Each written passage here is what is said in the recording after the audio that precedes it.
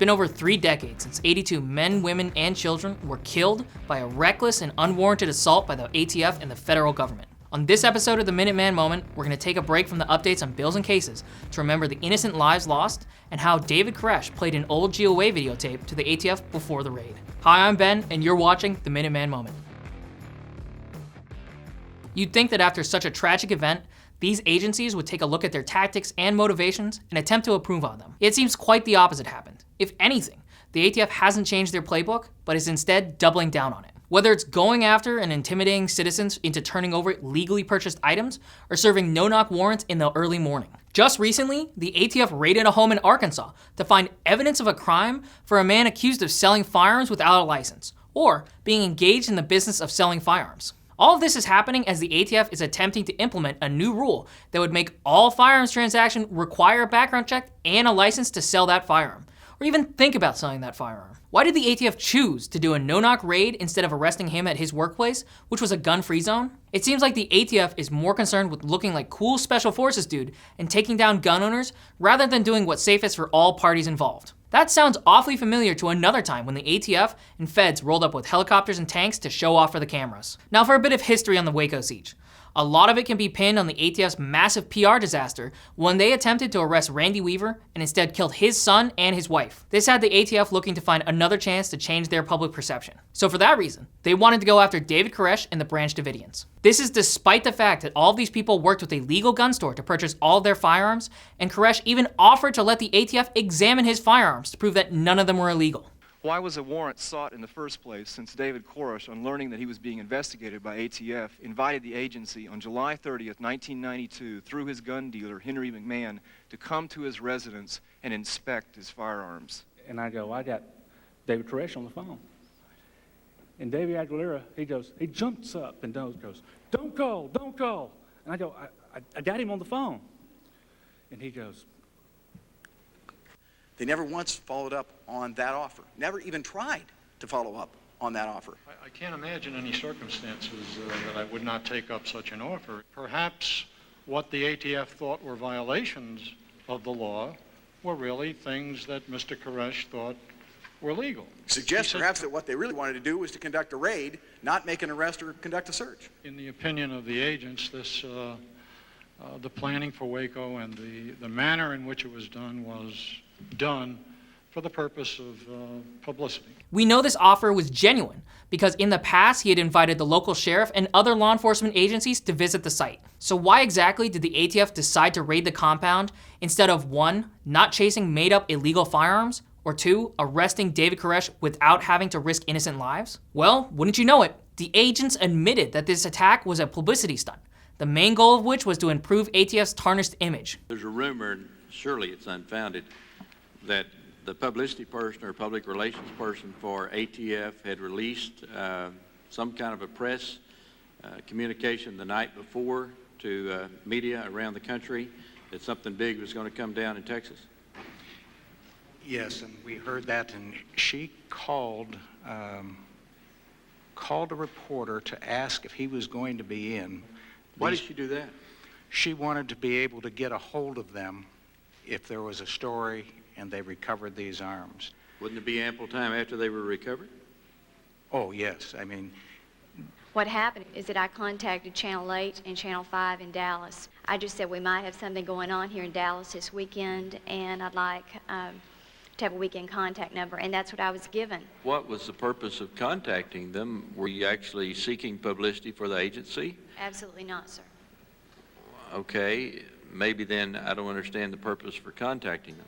With its appropriations hearings a week away, a large successful raid would produce major positive headlines to counter the ATF's reputation as a rogue agency whose debacles blackened the reputation of other agencies. And it would scare the public enough about fringe groups to create political pressure on Congress to increase its budget. This makes a lot of sense, since there were already plenty of cameras and media present at the beginning of the raid. Sharon Wheeler had ample videotape for the many cameras that agency officials thought would record a major publicity coup. The news people were out there 30 minutes before the raid. That's how supposedly they were tipped off by a news person. In fact, one of the very pieces of evidence used to raid the compound was a video produced by GOA. That's right, the undercover agent Robert Rodriguez was shown this video, which highlights the abuse of the ATF against law-abiding citizens, and they wanted to use it as evidence David Koresh was intent on harming or killing ATF agents, and therefore needed to be raided. The Gun Control Act of 1968 declared the BATF should fight against crime and violence. But in their fight, the BATF should not place undue burdens on law-abiding citizens.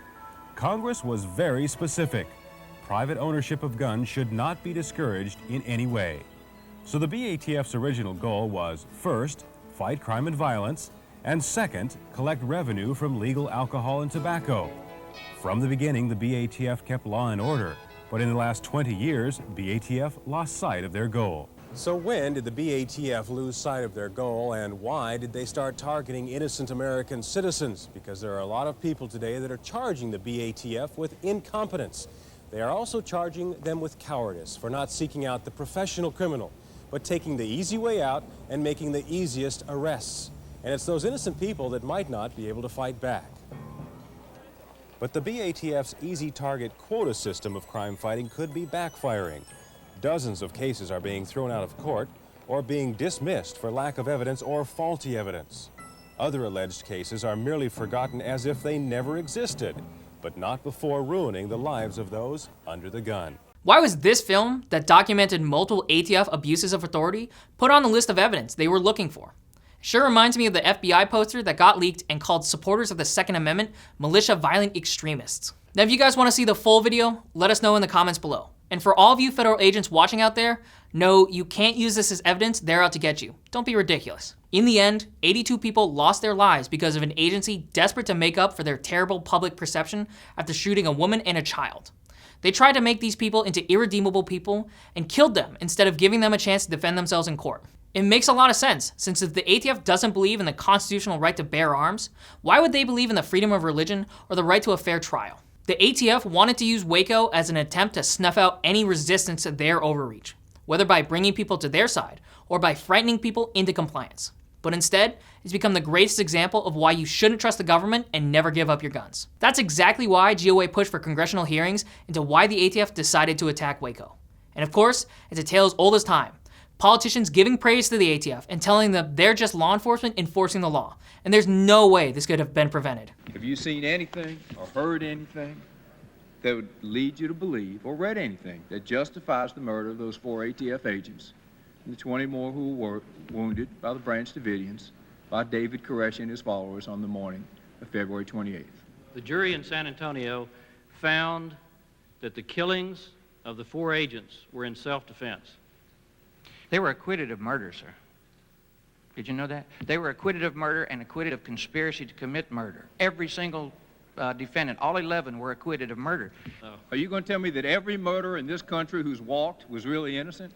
Well, you asked me, did we know of anything that would say that they weren't guilty of murder? And the answer is yes. If the ATF accidentally or however opened fire on people in their home and all they did was defend themselves in their home, then under the law, that's justifiable homicide. It's not murder. Is there any way that somebody could believe that justifiable homicide could be used as a defense here?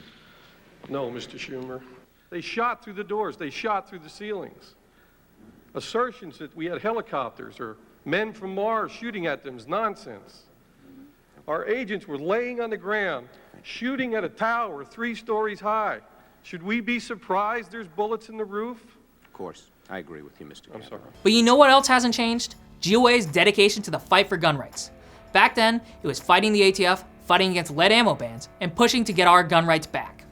Today, it's fighting lead ammo bans, fighting the ATF, and pushing to get our gun rights back. We won't stop fighting until the threat to your gun rights is eliminated, because we are the only no-compromise gun lobby in Washington, D.C. Thanks for watching. Be sure to like and subscribe for the latest updates on the fights for your rights.